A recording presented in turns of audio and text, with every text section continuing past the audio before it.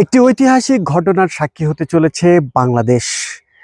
একই পরিবার থেকে তিনজন রাষ্ট্রপ্রধানের দায়িত্ব পালন করার এক ঐতিহাসিক নজির স্থাপন হতে চলেছে বাংলাদেশের রাজনৈতিক ইতিহাসে। শুধুমাত্র বাংলাদেশই নয়, বিশ্ব রাজনীতিতেও এই ইতিহাসটি বিরল বলা চলে।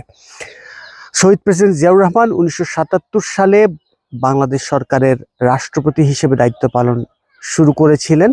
1991 সালে নির্বাচিত হয়েছিলেন বেগম খালেদা জিয়া। পরবর্তীতে তিনি প্রধানমন্ত্রী হিসেবে দায়িত্ব পালন করেন এবং বাংলাদেশের ইতিহাসের প্রথম নারী প্রধানমন্ত্রী।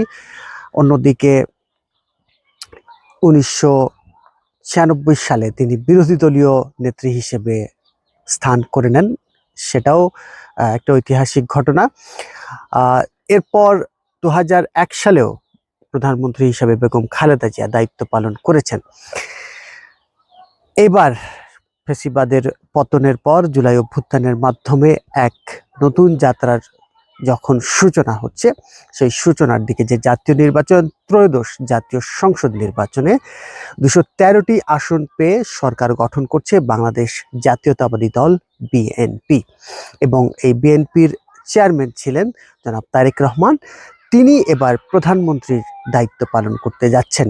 বাবা মায়ের পরে সন্তান, বিশ্ব রাজনীতির ইতিহাসে এক বিরল ঘটনা। দেশের প্রধান হিসেবে তারা দায়িত্ব পালন করবেন। তারেক রহমান এর আগে বিএনপির তৃণমূল পর্যায়ের রাজনীতিতে বেশ সক্রিয় ছিলেন।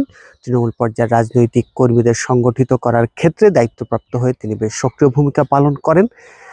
2008 সালে তিনি নির্মম নির্যাতনের শিকার হয়ে দেশের বাইরে পাড়ি জমান। দেশের বাইরে পাড়ি জমালেও বিএনপির স্থানীয় পর্যায়ের নেতাকর্মী থেকে শুরু করে শীর্ষ পর্যায়ের সকল নেতাকর্মীর সঙ্গে তার নিবিড় যোগাযোগ ছিল এবং বেগম খালেদা জিয়ার মৃত্যুর পর তিনি দলের চেয়ারম্যানে পরিণত হন।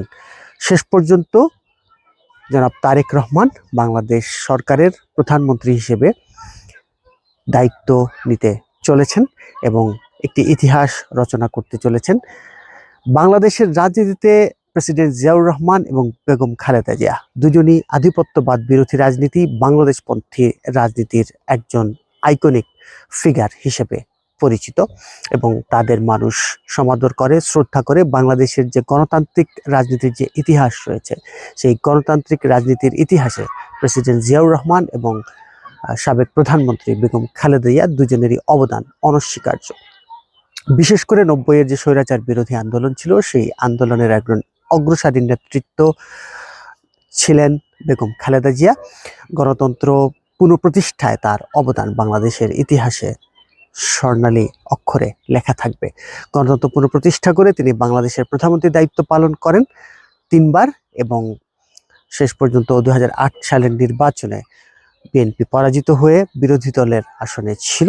তবে এর পরে যে পাতানো এবং কারচুপির নির্বাচন ছিল, আমির নির্বাচন ছিল, সেই নির্বাচনগুলোতে বিএনপি জয়লাভ করতে পারেনি এবং 2018 সালের নির্বাচনে বিএনপি অংশগ্রহণ করেছিল। বাকি দুটো নির্বাচনে বিএনপি অংশগ্রহণ করেন, দুটো না, ইনফ্যাক্ট 2014 এবং 2024 এই দুটো নির্বাচনে বিএনপি অংশগ্রহণ করেনি। তো শেষ পর্যন্ত 2026 সালে অন্তর্বর্তীকালীন সরকারের অধীনে অনুষ্ঠিত হওয়া নির্বাচনে বিএনপি অংশগ্রহণ করে এবং নিরঙ্কুশ সংখ্যাগরিষ্ঠতা অর্জন করে বাংলাদেশ সরকার গঠনের সক্ষমতা অর্জন করে নেয়। তারেক রহমান, তার উপর কিন্তু এখন প্রত্যাশার চাপ। বাবা এবং মায়ের যে লেগেসি যেটা রয়েছে, আধিপত্যবাদ বিরোধী যে রাজনীতির লেগেসি, বাংলাদেশপন্থী রাজনীতির যে লেগেসি, সেটা এই তারেক রহমান কতটা ধরে রাখতে পারবেন, কতটা বাংলাদেশের মাথাকে উঁচুতে তুলতে পারবেন, বাংলাদেশের রাজনৈতিক যে সংস্কৃতি রয়েছে সেটাকে কতটা সমুন্নত করতে পারবেন, সেদিকেই এখন তাকিয়ে আছে সাধারণ জনগণ, তাকিয়ে আছে বাংলাদেশের মানুষ।